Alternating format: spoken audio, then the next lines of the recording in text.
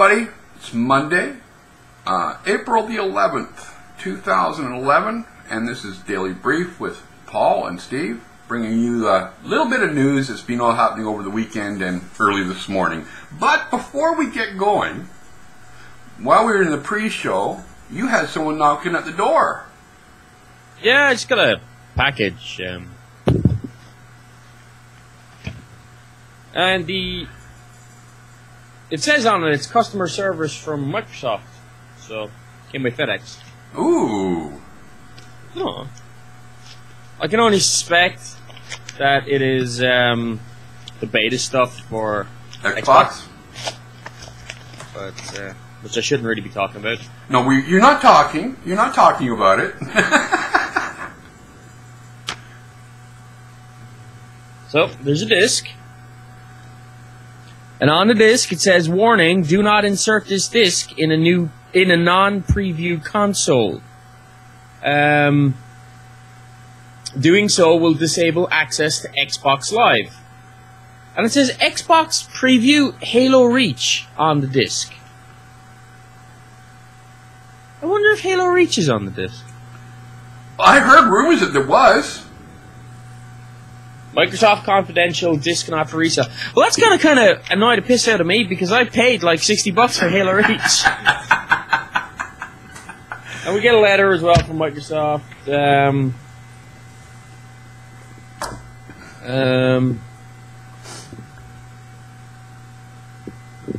You know, long Xbox Live colors on it. What's the gist?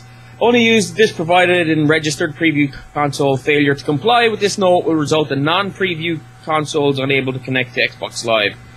Welcome to the Xbox Live update. Enclosed you will find the full version copy of Halo Reach. Seriously? The copy is being provided to select preview participants to help test out an updated Xbox 360 disc format. This media is yours to keep and is authorized for your use only. Do not distribute, sell, trade, lend the game title, etc., etc., etc. In addition to testing the media provided, you will also want to confirm that existing media from your personal library is still compatible with your Xbox following the latest system update. User actions. Play the Halo Reach disc in your registered preview console and accept the prompt for the system update. Play Halo Reach using the media provided. Play as many other games from discs from your personal collections. Play DVD movies and audio CDs, and then provide your feedback by the web address given. Blah, blah, blah. Thank you, Xbox Beta administrators. So yeah, there's confirmation. If you signed up for the Xbox Beta and were selected, then you're getting a free copy of Halo Reach. Which I already have. So now what? What are you going to do with the old one? I'll sell it on eBay, maybe? I don't know. Well, see, now, if I had an Xbox, I would sort of say, hi, how are ya? And I'd send you my other copies. No worries. Anyway, so that's cool. You're going to have some fun with that, and you've got permission from Microsoft to play Halo Reach as often as you want. Yeah, my wife can't argue me, you know. I'll be like, but love, I have to play Halo Reach because I'm beta testing Microsoft and all your other games. And if I don't beta test and report back on it on the show, Hudson's like, you know, don't kick my ass. Yeah, and she'll come up here and kick mine. I say Hudson's not going to pay me, but. Well, you see, now if we had a sponsor, I could afford to pay you. But I don't have a sponsor, so... We need a sponsor, dude. We need a sponsor, yes. We do 126 shows in the house. Yes. Get off your lazy arse and get us some sponsors, Hudson. Anyway. Headlines. On to the headlines. We've had our fun, now on to the headlines. Apparently, I guess we're seeing... Someone's leaked some App Store... Windows App Store in Windows 8 screenshots. I haven't seen them. Well, click the link. Tell me about them. I'm clicking the link. It's a screenshot with an App Store interface. Big deal. Like, yay! It's like an Explorer window with a badly laid out page.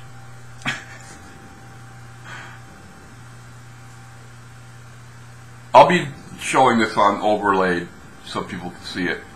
But yeah, it's... So people won't be seeing the stupid faces I'm making right now. I look at this thing, I'm going, why? It just looks like an Explorer window with the great big two little Microsoft men taking up half the page. You know what I wish? I wish those two thingy icons would take the same death path that the Clippy did. God, I hate those things. Yeah, but they need to have some kind of an icon, Hudson. Yeah, well. Anyway, it doesn't exactly look very impressive. But it's got Angry Birds in it. Well, we do know Angry Birds is actually officially coming this time. Yes. And they probably actually made sure to get permission to use the graphic this time. Yeah, and it looks like it's actually running in Windows 7. Well, they are going to backdate it, or backport it to work on Windows 7. I'm seeing Opera 11. Yeah. Is an Opera? Who cares? On 10. Who cares? I know Opera is kind of like that. But I use it regular, actually. Because I'm one of these people, I've got so many accounts to keep track of that it's impossible just to be logging in and out of them inside the one browser, so I have multiple browsers for different groups of accounts. You cause yourself so much pain and agony. Anyway. Any pain or agony? The only pain and agony I cause myself is doing this bloody show with you 5 days a week. Word last week was that the marketplace had disappeared from Windows Phone 7 handsets in India. Now we find out that it's disappearing from Switzerland, Belgium, and Luxembourg. Poor souls. Why is it disappearing, Hudson? Well, what the assumption is that they are getting prepped for a major rollout of a new version of Zune desktop software and the Zune marketplace. So I don't know, because I'll tell you right now, from north of the border, Zune is a mess as far as the marketplace is concerned. I can't even register our show on the podcast section. Well, I've tried to register our show on the podcast multiple times. No luck so far. It's probably because our show is about Microsoft and we don't always say nice things. But you know, and you know, there's no music for on Zune up here. There's, you know, the movies are here, so to speak. So you know, so what's the point in having it at all? I don't know. Hope. Microsoft's you know what? open. Maybe they can come up with something to replace Zune altogether, and it'll only take, like, you know, 3 years to overtake the existing Zune software installation base. I don't know. It's a mess. You know, much like Windows 7. You know, it's just past Windows XP. Yeah, that's over the weekend. It came out from Royal Pingdom. What a name! I know. I love it. Desktop OS market share in the United States, April 2011, Windows 7 at 31.71% and Windows XP at 31.56%. Yeah, and the interesting thing is that this shift isn't just finally, you know, happening in the US, but it's also happening basically all over the world. United Kingdom, Canada, Germany, Denmark, Sweden, you care even to Australia. Any sort of technologically semi-advanced country is making the move away from XP, and you should too, to Windows 7, which is good. Interestingly enough, you know, Windows 7 and XP between them make up, at least in the US, what, 63.5% of the desktop market. Yeah. Another 20%, well, 19-point-odd% is Vista. And then you get, like, Mac OS X, and then Linux with its 0.7%. Yeah, so much for them beating, you know, not worried about Microsoft. So much for, you know, dissing Microsoft being the same as kicking a puppy. Yeah. Yes. Even Other beats Linux. And I'm like, what is Other? Other? Other is probably, like... Hey, maybe it's the new Commodore 64. It could be the new Commodore 64 skipping all the ways down the pages. That's awesome. This is like This is like fanboy retro fap material for those of us who grew up, in the 80s or born in the 70s, in my case, and born in 78. But the Commodore 64, man, my grandparents bought me a Commodore 64, and it was the machine that I cut my programming teeth learning assembly language on. Jesus, you couldn't learn English, but you could learn assembly. Yeah, basic. And then, to be clear, it is right now. It is running Windows 7, but they are. This thing is like really the only similarity between this and the original Commodore 64 is that this thing is squeezed into the original case. Now, it's not the later beige case that came out. It's the original case, the big, thick, chunky case with the huge thick keys. This thing's got a 1.8 gigs Atom processor in it, dual core, up to 4 gigs of memory, NVIDIA Ion 2 graphics processor, DVD drive, or you can have it as Blu-ray. It'll come with Windows 7 installed. You can also get it with Linux on it, and apparently they are working on a free future update will be an updated Commodore OS, and of course this thing ships with Commodore 64 emulators and stuff installed as well, which is kind of awesome. And an interesting point, it's coming out at $595. And they've already gone through the first set of pre-orders. Which is also the same price as the original Commodore 64 shipped at, which is pretty awesome. And you know what? If I had $595 to spend on, toys. Yeah, because my next step is a new TV. But if I had the money for my new TV and then something else, I'd be picking one of these up. I have to for the nostalgia value. Speaking of sort of games and retro gaming, or not, maybe not retro gaming, but just kind of sticking with the gaming theme, because today is an entirely segue-free show. Yes! As the news makes no sort of coherent sense to segue between. The rumor is, coming out of IGN, that next year, possibly this year, we're going to see free-to-play games on Xbox Live. What this is like many games that you have on the PC right now, like, God, I'm trying to think of any because I don't really play these kind of games. To the show notes, Paul. Battlefield, play for free, is one of them. Dungeon Fighter. Yeah. Online. Basically, what these are games that you can download and you play them for free. And how the developers make their money is by selling add-ons or in-game stuff and all that sort of stuff.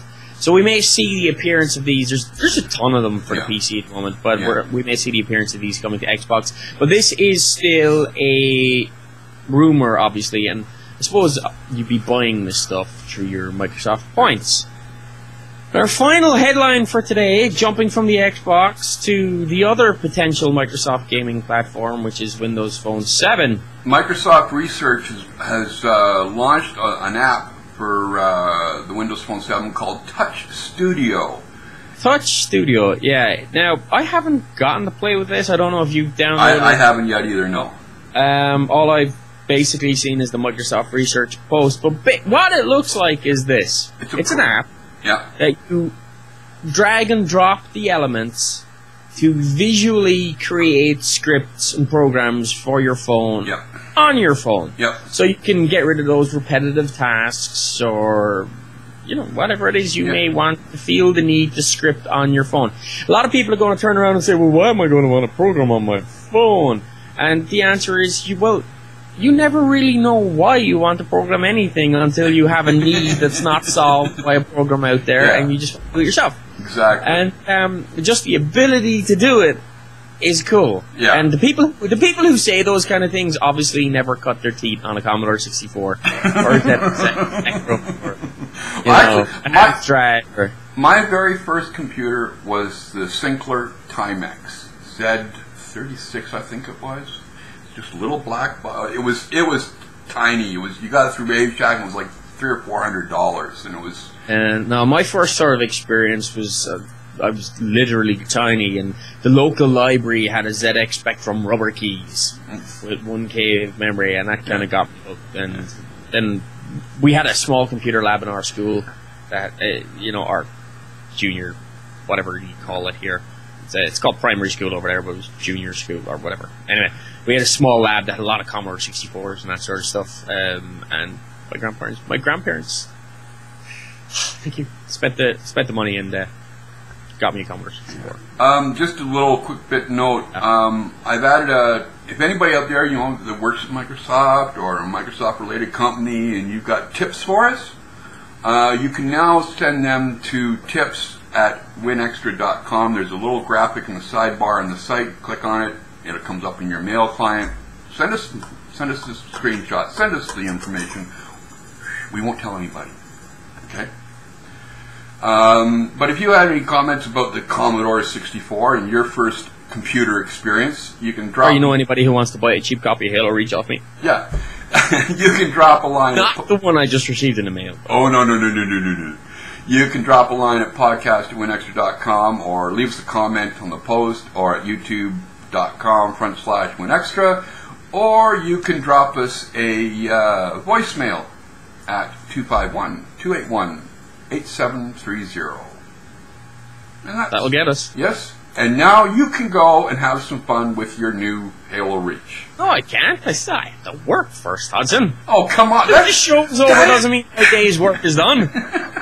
God, what do you think I do? Work for you or something? And on that note, folks, that kind note from Paul, I'm Steve. This has been WinExtra's Daily Brief for April 11th, 2011. Have a good day. Oh, and by the way, there will be no show tomorrow. We will not be back tomorrow. Yeah, we will be back on Wednesday because Hudson has to go explode or something. Yeah. Anyway, and on that note, folks, take care. We'll see you on Wednesday.